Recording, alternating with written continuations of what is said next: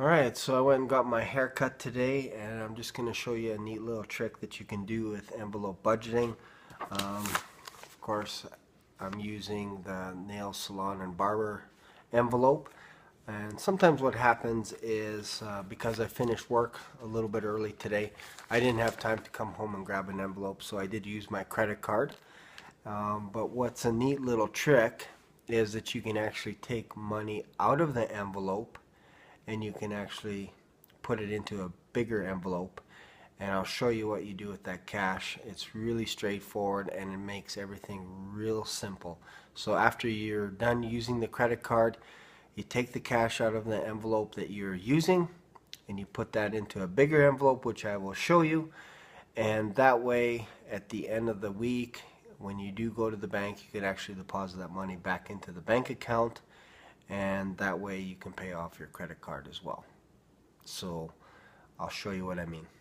So again, what I did was I used my credit card to purchase a haircut today. So what you can do is take the money that was allocated for your barber envelope or haircut envelope, if you will, and you can actually take this cash and put it into another envelope, which is the bigger one. And what I would suggest is putting it into your online purchases envelope, and then at the end of the week you can either take that money and put it into a bank account, or you can actually deduct any money that you're going to use. For example, this next pay period on Friday, I would be putting $20 or $70 into this, so I'm going to deduct $30 from this envelope, and I'm not going to put $30 in because I have the $30 used up already, and instead I'm going to put it into another envelope, which means you just take $30 less out of your bank account. So hopefully that doesn't sound too confusing, but it just helps, especially if you're doing online purchases. Say for example you wanted to buy some movie tickets online, you would take the cash out, put that here as well. If you're buying groceries or whatever it is online, I'm not sure what you would buy online in regards to groceries, but let's just say for example you went and bought something from Home Depot or Staples or whatever. You can take the money again out of that envelope, put it into here, and then the next time you go to the bank you just deposit that all into your account or deduct it from whatever money you're going to take out to stuff your envelopes. So there you go. Hope that makes sense. Hope that isn't confusing.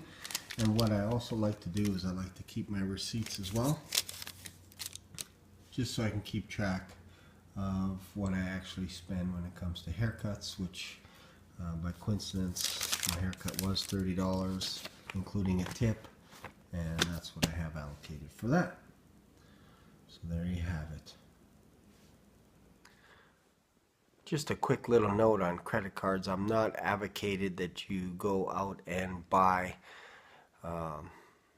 furniture and put it onto your credit card if you don't have a way of paying that off. If you haven't allocated into your furniture envelope, my suggestion is not to use your credit card for that purpose. But if you have cash already, in my humble opinion, I see nothing wrong with putting it onto a credit card, and then either within the next day or at the end of the week you take all your money that you had in your cash envelopes and you put it back into the bank account in order to make your credit card payment.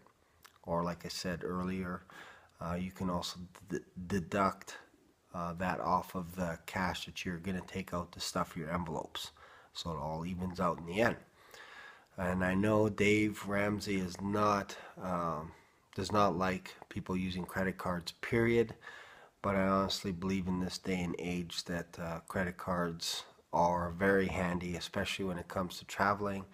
And when you're crossing borders, you're in an international airport and they charge you for luggage or whatever it is, sometimes cash doesn't work. You need to use either debit or a credit card. And sometimes hotels won't even take a debit card. It's rare, but sometimes what they like to do is they like to have a deposit, and the easiest way to do that, of course, is with your credit card. And anybody that has a credit card knows that makes sense.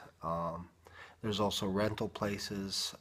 If you're trying to rent a car, they will not take cash, or they will ask for a huge deposit of cash just to rent a car for a day, a week, whatever it is. So it just gets a little bit embarrassing if you don't have a credit card.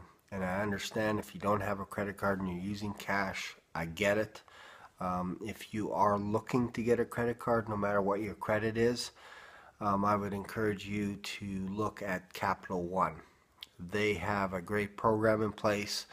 You can use a credit card, and they can give you balances up to $5,000, even higher than that. So look them up, and I'm not making any money for suggesting Capital One or anything like that, but I just know that they've treated us really well, and it is convenient to have a credit card. And I remember when we got the credit card, it feels weird to say, but you actually feel like a human being again, because in this day and age, credit cards do mean something.